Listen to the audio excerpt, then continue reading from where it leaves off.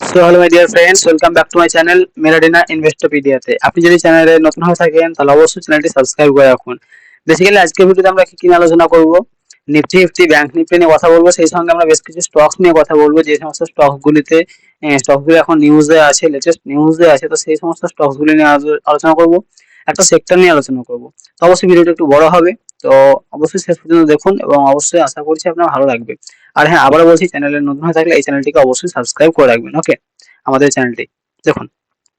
So first of all আমরা আহ, এখানে দেখবেন অনেক ভিডিও আছে, সেগুলো আপনারা দেখতে পারবেন। অবশ্যই সুইং ট্রেডিং এর ব্রহ্মাস্ত্র যেটা ভিডিও আছে, ভিডিও অবশ্যই দেখুন, খুব হেল্প হবে আপনার।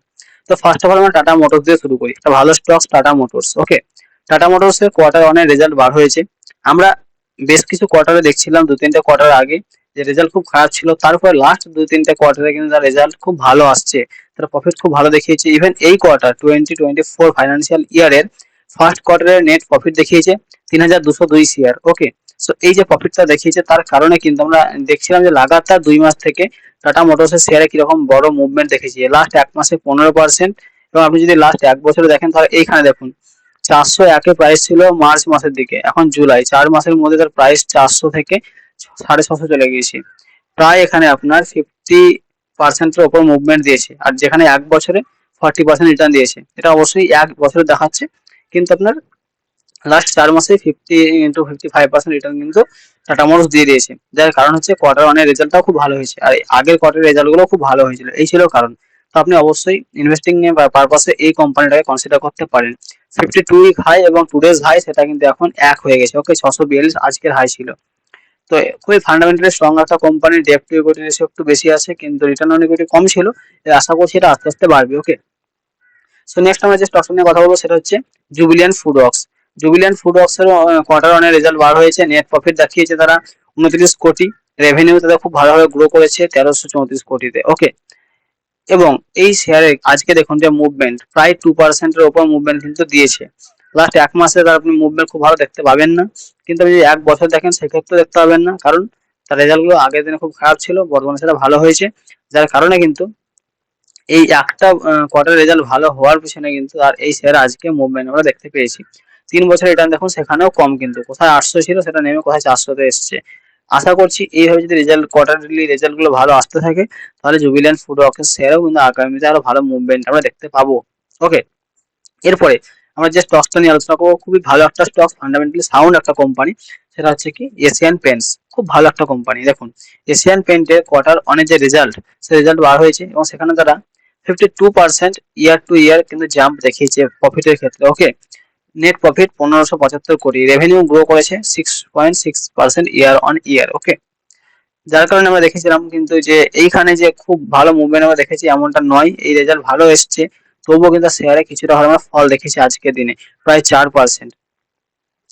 কারণ এটা অলরেডি সে অল টাইম হাই টাচ করছে, কাজ করছে অল টাইম হাইয়ের কাছাকাছি। দেখুন 3582 অল 52 উইক হাই, সেখানে আজকে 3547। তো এখানে ডেফিনেটলি সাপোর্ট এবং রেজিস্ট্যান্স জোন কাজ করছে, সে সেই লেভেলে গিয়ে রিজেকশন পেয়েছে। ওকে, এক বছরে আপনি রিটার্ন দেখলে দেখবেন যে এইখানে তার হাই ছিল 2022 সালের মোটামুটি 3570, এবং সেম আজকেও কিন্তু 3547 50-এর কাছাকাছি এসে কিন্তু রিজেকশন পেয়েছে।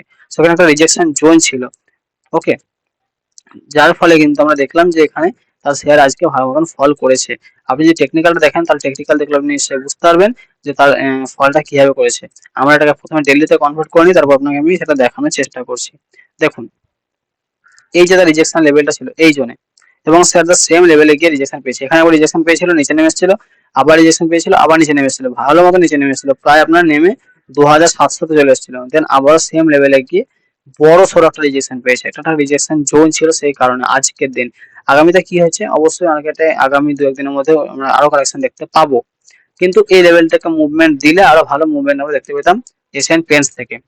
নেক্সট আমরা দুটো শেয়ার দেখবো, তার আগে আমরা একবার ব্যাংক নিফটি ও নিফটিটা অ্যানালিসিস করে নেই। ওকে, কারণ এটা আগামী কাজের জন্য খুব ভালো মতো কাজে দেবে। দেখুন, এটা হচ্ছে নিফটির 15 মিনিটের চার্ট।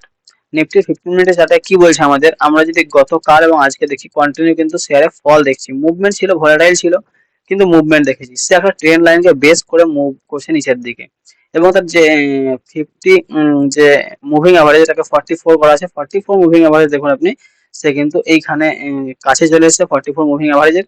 যদি এই মুভিং অ্যাভারেজের উপরে ক্রস ওভার করে 2-1 দিনের মধ্যে আগামীতে, তাহলে কিন্তু মার্কেটে আরো ভালো মুভমেন্ট আমরা দেখতে পেতে পারি। আর এইখানে আপনি দেখুন লাস্ট 2-1টা ক্যান্ডেল দেখুন, প্রথম এখানে দুটো ক্যান্ডেল রেড ছিল, তারপর একটা হ্যামার প্যাটার্ন, পারফেক্টলি হ্যামার বলা যাবে না, তবুও হ্যামার প্যাটার্ন তৈরি হয়েছে। নেক্সট একটা ডজি, সেই জন্য কিন্তু মার্কেট ভালো মতো মুভমেন্ট করেছিল শেষের 1 ঘন্টাতে। ওকে, সো এইভাবে কিন্তু কালকে নিফটি মুভমেন্ট করতে পারে। নিফটি যদি এই যে জোনটা আছে সেই জোনের উপরে ওঠে একবার, তাহলে কিন্তু মার্কেট একটু ভালো মতো মুভমেন্ট কালকে দেখাতে পারে, কারণ এখানে একটা সাপোর্ট জোন ছিল এবং এই জোনটাতে রিজেকশন জোন হয়েছে বর্তমানে। ওকে, সো এই জোনটা লক্ষ্য রাখবেন 19,700, এই 700 লেভেলটা ক্রস করলে মার্কেট মুভমেন্ট দেখাতে পারে। কিন্তু আর একটা বিষয় যেটা, এখানে যে ট্রেন্ড লাইনটা আছে, এই ট্রেন্ড লাইনটা খুব ভাইটাল ট্রেন্ড লাইন। সো এই ট্রেন্ড লাইনটা যদি নিচে নামে মার্কেট, তাহলে মার্কেটে আরো বড় কারেকশন আমরা দেখতে পেতে পারি। ওকে, এবং মার্কেটের নেক্সট সাপোর্ট জোন কোথায় আছে, এই লেভেলে 19,390 এর কাছাকাছি। এখানে কিন্তু মার্কেটের নেক্সট সাপোর্ট লেভেল আছে। যারা একটু রিস্ক কম নিতে পছন্দ করেন তারা একটু ওয়েট করতে পারেন মার্কেটের মুভমেন্ট দেখার জন্য, তারপরে কিন্তু আপনারা মার্কেটে এন্ট্রি বা এক্সিট করতে পারেন এই লেভেল আসার পরে। ওকে, নেক্সট আমরা ব্যাংক নিফটি দেখে নিই। ব্যাংক নিফটির পরে আমরা আইটিসি নিয়ে কথা বলবো, তারপর আমরা গ্লোবাল মার্কেট নিয়ে কথা বলবো, নেক্সট আমরা ইনফোসিস নিয়ে কথা বলবো। ওকে, এছাড়া আইটি সেক্টর নিয়ে কথা বলবো।